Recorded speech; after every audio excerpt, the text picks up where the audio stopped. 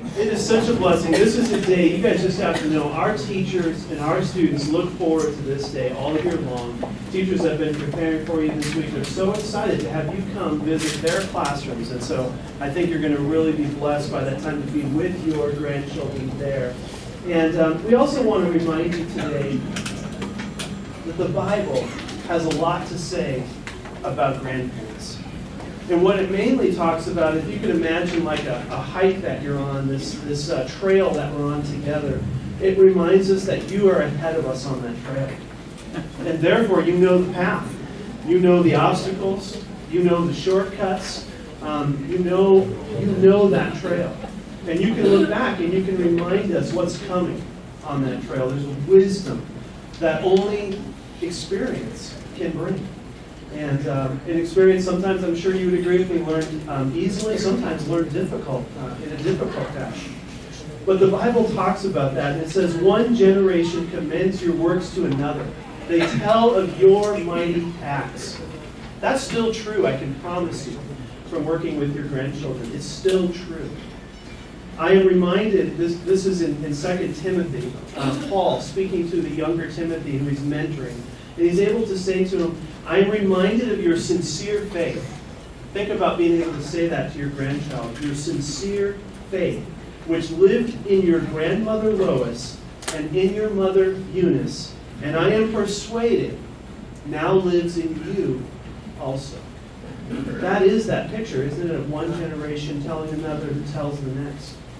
And Deuteronomy 4:9 tells us this, only be careful and watch yourselves closely so that you do not forget the things your eyes have seen, or let them fade from your heart as long as you live.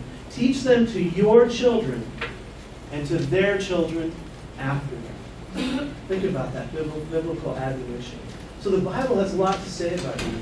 You know who else has a lot to say about you? Your grandkids. And so when we were preparing for you guys, we were just having a little fun. And we actually found this. This was taken from some papers written by a class of 8-year-olds. Now we know that most of you aren't coming here today with 8-year-olds. But I think if you don't have to look back too far to be reminded, even if they're a senior now, that big, tall, strong young man, that they were once 8. And they had this kind of relationship with you. So listen to what kids have to say about their grandparents. All right, one says, grandparents are a lady and a man who have no little children of their own, but they like other people's. Another one said, a grandfather is a man and a grandmother is a lady. Grandparents don't have to do anything except to be there when we come to see them. Grandparents are so old, they shouldn't play hard or run. But it is good if they drive us to the shops and give us money. Grandparents wear glasses and they can take their teeth and gums out.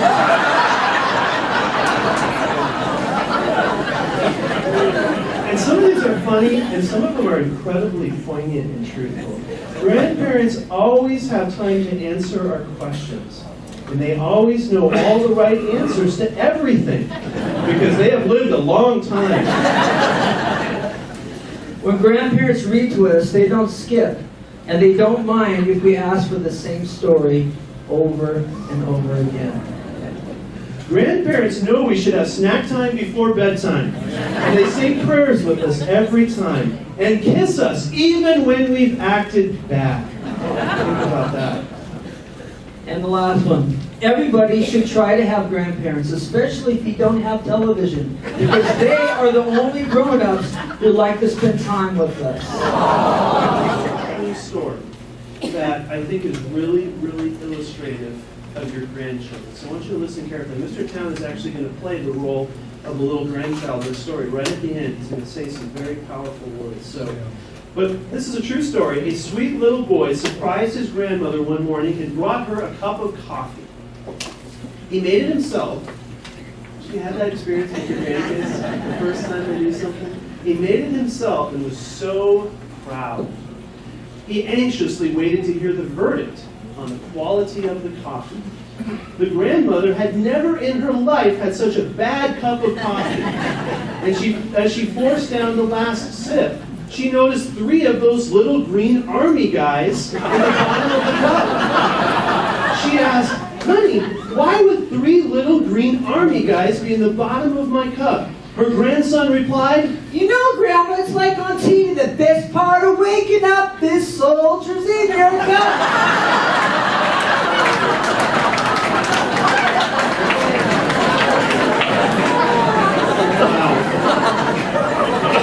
Doesn't that tell us a lot, though? Your grandchildren are literally sponges.